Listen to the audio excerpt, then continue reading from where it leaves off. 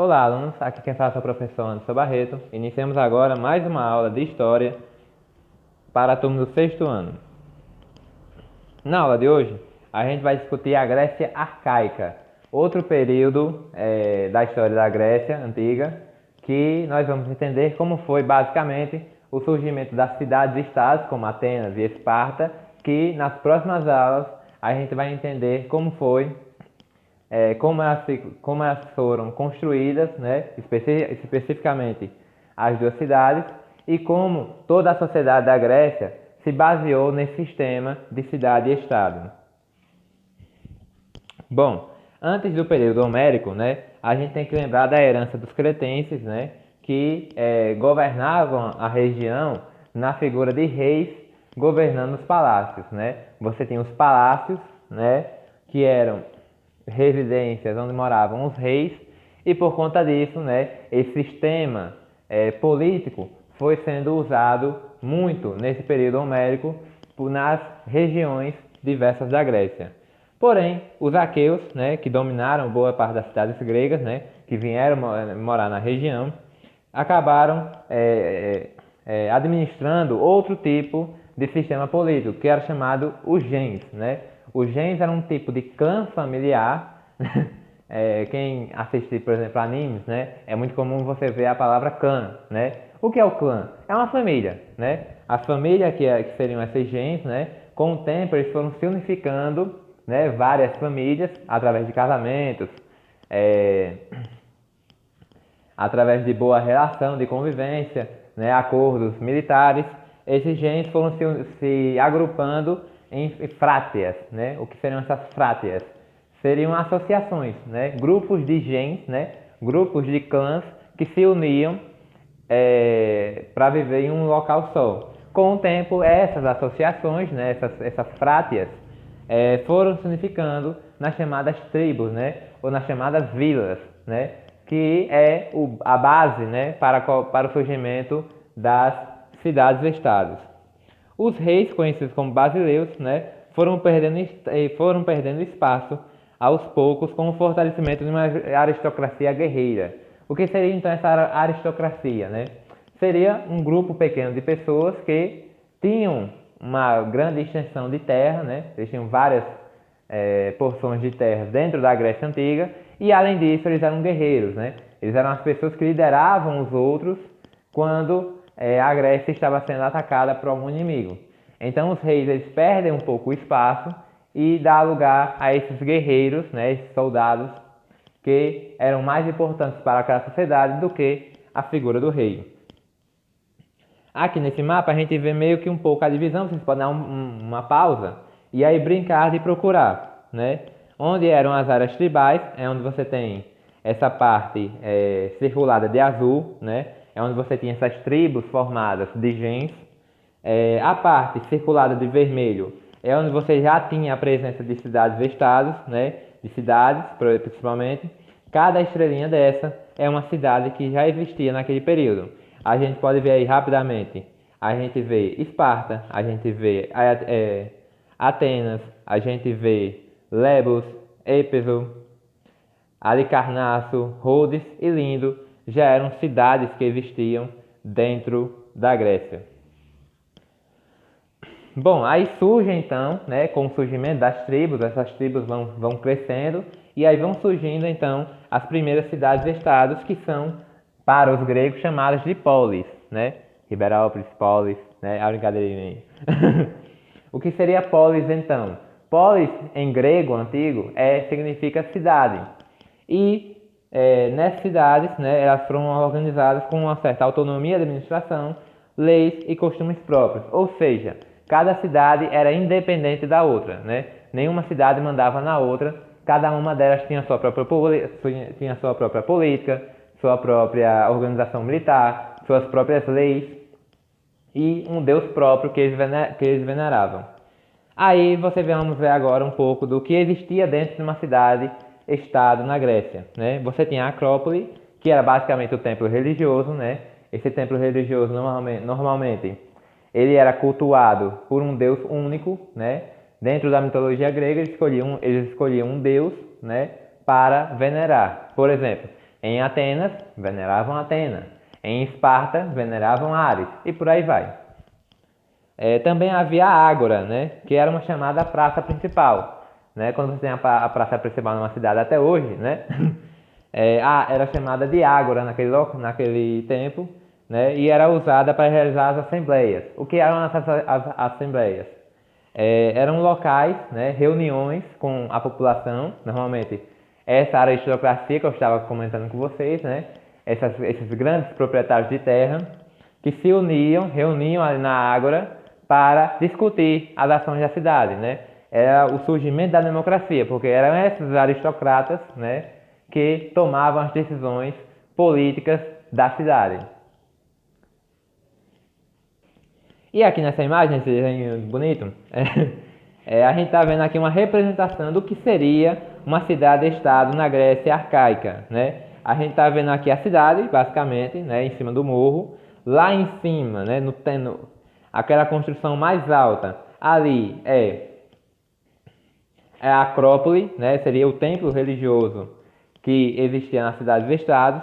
Um pouco mais abaixo, já onde você vê as casas, tem um centrinho ali que é meio aberto, espaçado.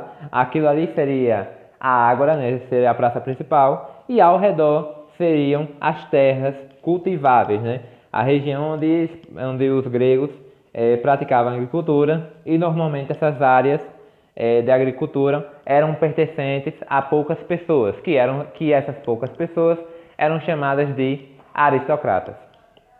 Aí você vê o porto, né, muito importante, já que a Grécia ela sempre foi um reduto de marinheiros, né, o comércio marítimo era sempre muito forte. A polis grega, então, né, foi uma região onde você tinha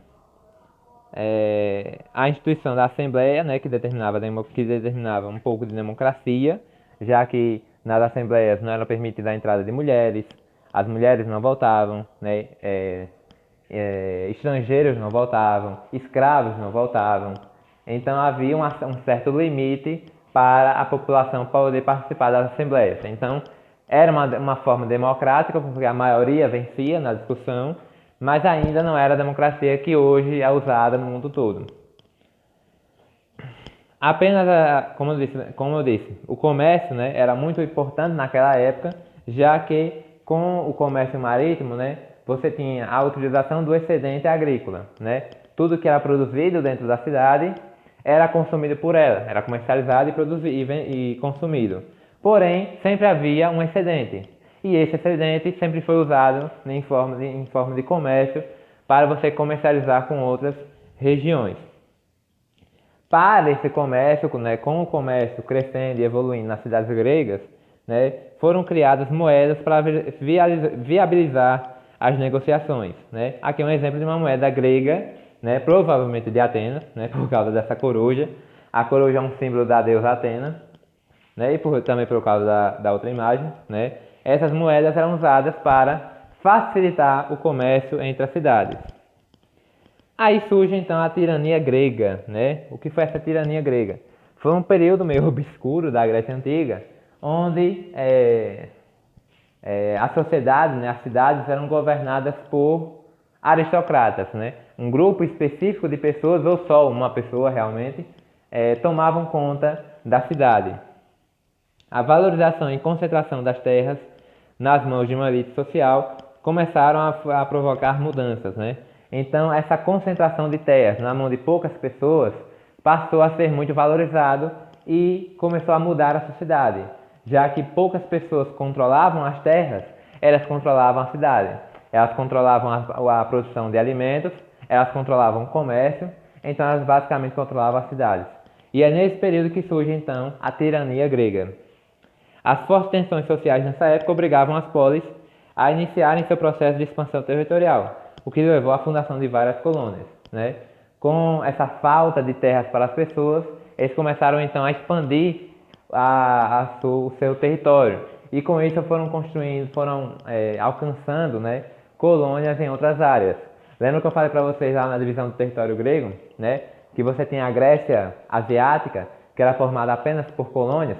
Foi nesse período que os gregos alcançaram a costa da Ásia Menor, né, e fundaram várias colônias naquela região, né?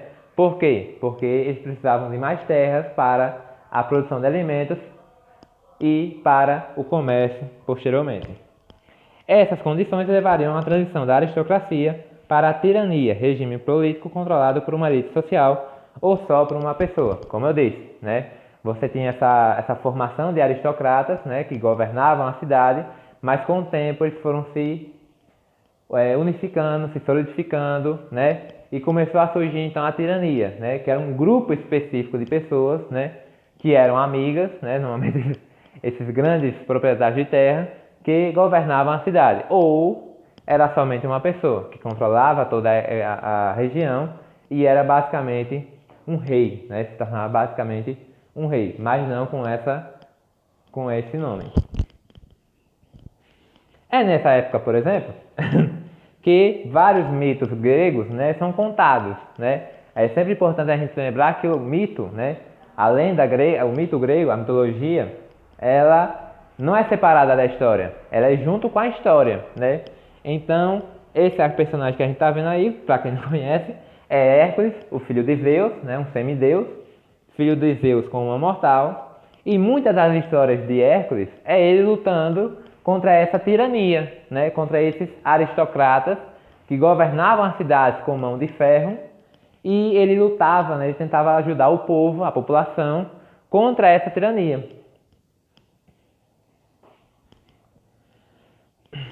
Então é um pouco, né? Voltando aqui à imagem, é um pouco como se o herói, né? Que é o herói grego, o semideus, ele luta para ajudar a população, né?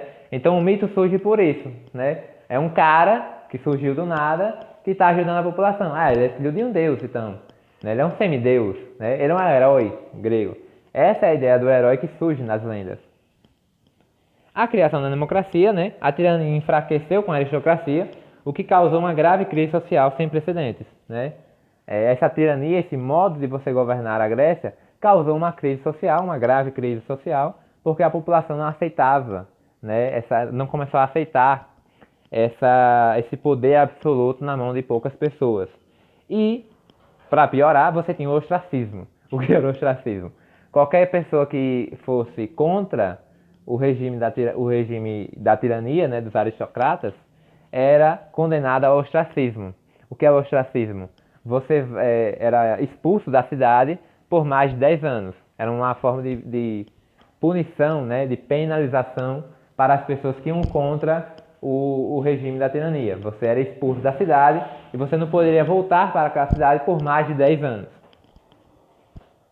Os aristocratas, então, temendo, né, mais revoltas sociais, por causa muito do ostracismo, introduziram um sistema democrático, né, que foi o quê? As assembleias, onde você tinha as decisões eram tomadas pela maioria das pessoas, e toda a decisão política, econômica que a cidade precisava ter era tomada por esse grupo de pessoas. Aqui um exemplo, por exemplo, de uma assembleia, né, onde você tem um grupo de pessoas da cidade reunidas para decidir para tomar uma decisão. Aí todo mundo votava levantando a mão, quem não quisesse.